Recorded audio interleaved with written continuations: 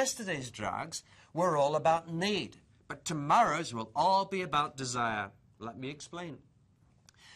You see, in the past, this is quite a complicated slide, and I know you possibly can't see the small type on it, but it doesn't matter. I just want to look at the broad thing. What we've got here is what I call above the line and below the line. Above the line is sickness, conventional sickness, you know, cancer, heart disease, diabetes, big conditions. And you know what? The more people that are affected, and the more seriously, the better the product will be, potentially. And we're talking about blockbusters. When it's relatively severe and relatively large numbers. If it's very severe but very small numbers, we're talking about an orphan drug. We're talking about something you just can't get the budget to develop, probably. And on the other end of the scale, you're seeing conditions, large numbers of them, that are not severe at all. Things like coughs and colds and flu and stuff like that, for which it's very difficult to get big budget, actually, but are very important for the over-the-counter type stuff. But the point is this. In the past, governments have been very clear. They said, that's sickness, that's lifestyle. But the line is changing. Above the line, below the line. So, female baldness, sickness, should be treated under the National Health Service. Male baldness, it's just a big joke. Actually, that's sex discrimination of the first order, if you think about it. Intravenous fertilization. In vitro fertilization. Above the line, below the line. Well, in the UK, we have what is called, as you know, a postcode lottery, which is some are saying it's above the line. It's a sickness, it should be treated.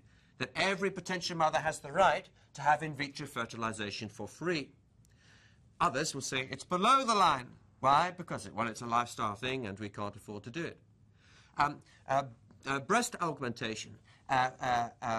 All kinds of plastic surgery, above the line, below the line. Viagra, above the line, below the line, and so it goes on. And what's happening is that in every year, the line is falling. So you've got treatments that were considered to be just lifestyle issues. And then suddenly the line falls a bit because expectations improve. And suddenly we see that they're now treatable. And the very fact that drugs emerge creates a pressure downwards on the line, and Viagra was a very good example of that. You can see there the line changing. Okay, so it starts one way, falls, and as it falls, as expectations increase, something else happens too, which is more and more of these therapies start to become more available over the counter. It's very interesting that I work a lot in developed countries with the AIDS Foundation, and in developing countries, in some of the poorest nations. And in the very poorest nations, you see just about every kind of toxic therapy you can imagine is freely available on the street corner. And then there's a massive overreaction, and they go regulating Western style, and all the things disappear, and you need 15 doctor signatures to get a drug out of the chemist. But meanwhile, in the most developed nations like this one, we're saying, oh, been there, done that, get a life. Actually, there's a whole stack of things which chemists should be able to prescribe on their own, or not even bother to prescribe. Maybe they can be given by a salesman in the garage, and they then go over the counter. So you see this hump of regulatory activity and then a relaxation again.